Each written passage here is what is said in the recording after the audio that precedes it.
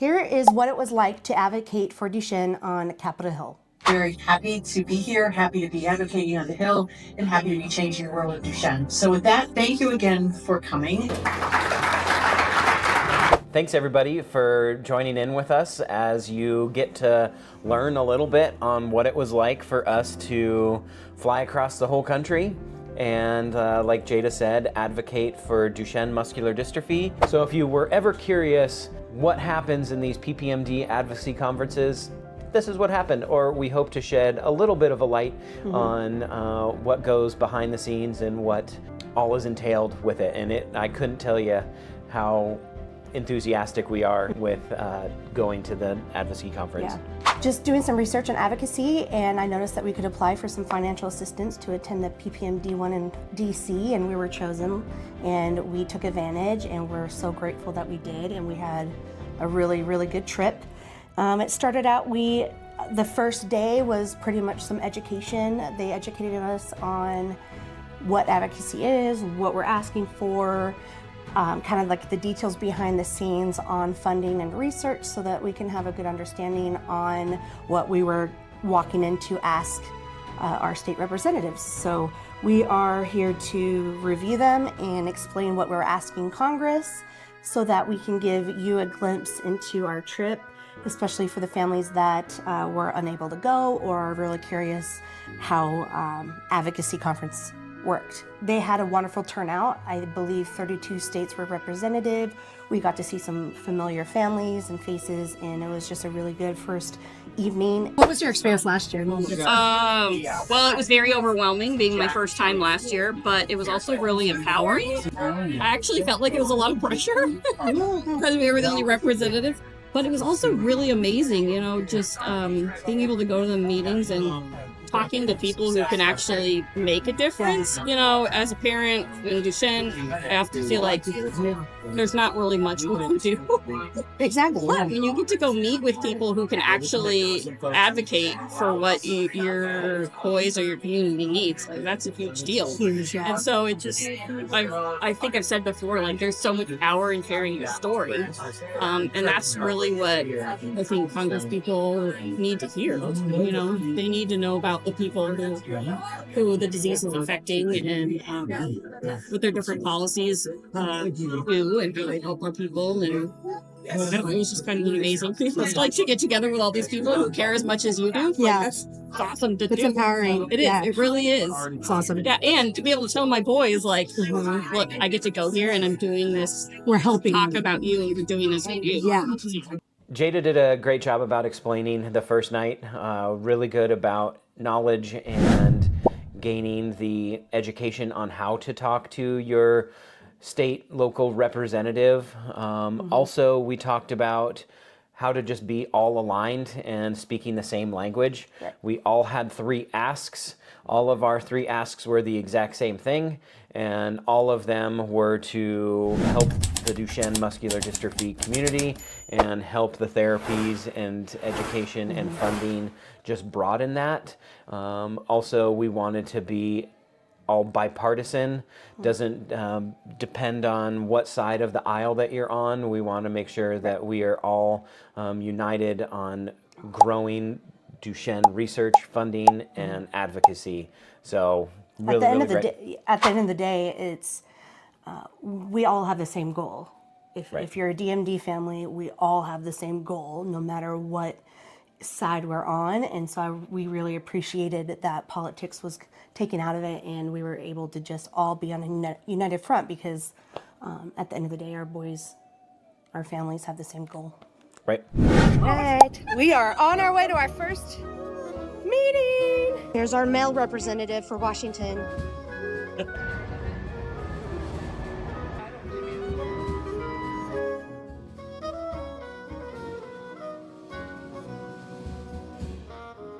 We were fortunate enough to have 3 other families from Washington State. They were mostly all from the west side of the state, and Jada and I were the only ones from the east side. Pretty much the biggest thing that we were needing to do was first introduce ourselves to the local representative. So yeah, we had 4 meetings, and we went in there, sat, we introduced ourselves, and we all told our stories, and then went into our 3 asks. So each meeting went really well. Let's do a disclaimer. We're just so we don't say anything incorrectly, we're going to pretty much read our asks from the booklet so that it makes sense to us and makes sense to you. Yeah.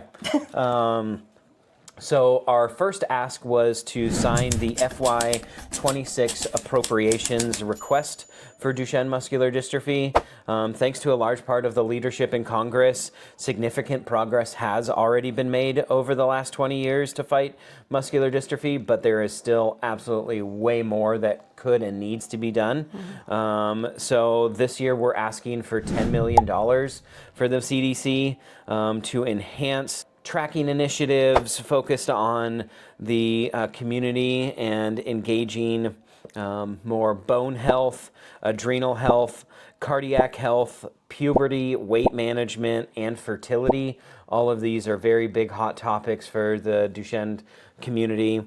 The second thing that we are hoping in the first ask is for the NIH to ensure data sharing to advanced foundational knowledge on Duchenne. The FDA really should continue to build its expertise on understanding the effects of approved therapies in the Duchenne and address unmet medical need through collaboration with parent, provider, and research organization.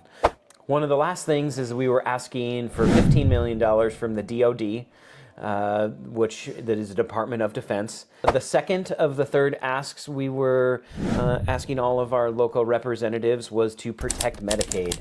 That is definitely a hot topic right now. If you look at the news or anything like that, that is something that is very much being talked about, and still at risk. A lot of concern about losing that. So Medicaid, protecting that was our second ask. A lot of these families would lose so much assistance if Medicaid was not in the picture. Our third ask to our state representative was to reauthorize the Priority Review Voucher Program, or the PRV program. Mason and a number of other boys that we personally know have benefited from the PRV program. The PRV program incentivizes drug development for rare pediatric diseases by offering valuable voucher to companies that bring treatments to the market. Since its inception, the program has helped bring life-changing therapies to rare diseases in the community, including Duchenne, so it expands beyond them, just our community. The impact of the PRV expiration, which it did expire in December of 2024, so relatively pretty recently. The expiration removes programs from key initiatives from companies to invest in rare pediatric disease. Without the PRV program, there is less motivation to develop new Duchenne therapies, delaying potential breakthroughs for patients. Like Jada had mentioned, Mason has benefited from at least 2 Elevidys, the gene therapy, and he is currently on Agamree, vamorolone, the steroid replacement. And so 2 huge things, and we're already seeing really, really good results with the gene therapy. Mason going up and down stairs, his North Star ambulatory tests have really increased. They just haven't plateaued. They've actually increased in numbers, and Mason had not grown 1/2 of 1 inch being on prednisone for about 2-ish years, 1.5 to 2 years, and he's already gained probably about 1/2 an inch in the few months that he's been on vamorolone or Agamree. So super duper awesome. To wrap it up, in conclusion, were the 3 asks that we were asking our local representative. It was an amazing experience to go see how all the inner workings with that, went. In, I think, the House of Representatives, you can go in the basement, and so you can go from one building to the other without having to go through security.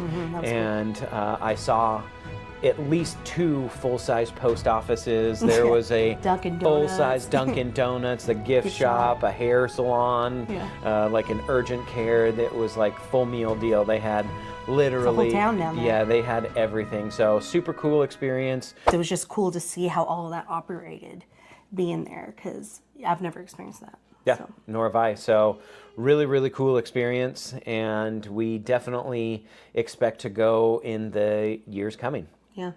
After all of our meetings, we were able to have some free time. So we, after the first day, we were able to go around and we rented some Lime scooters and went around all the monuments and hung out with other DMD families, had dinner, and it was just overall a really great experience. And we look forward to doing it again. And we are really passionate right now about looking more into advocacy. What does that entail? Like Jada had mentioned, there were 32 states that were representing their own states there. And so, man, we would love it if you came to represent your own state. It was very apparent there more than ever how important our voices are and how important our stories are, especially for these state representatives. So we really encourage you. All of this is still happening. All of these decisions are still being made. So we encourage you to reach out to your state representatives, email them your story, tell them why this is so important, and all that does is just help that much more. Yeah. So our stories are important, and we're blessed and lucky to share this with you and to be in it together.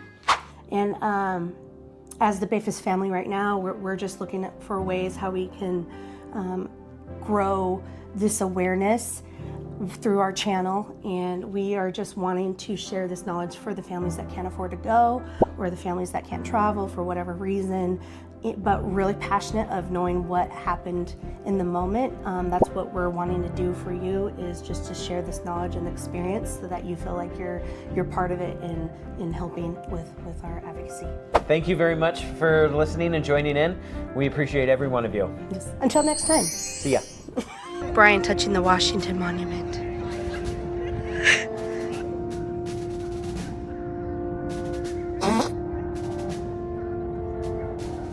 Yeah. That was so good. I can't even, that was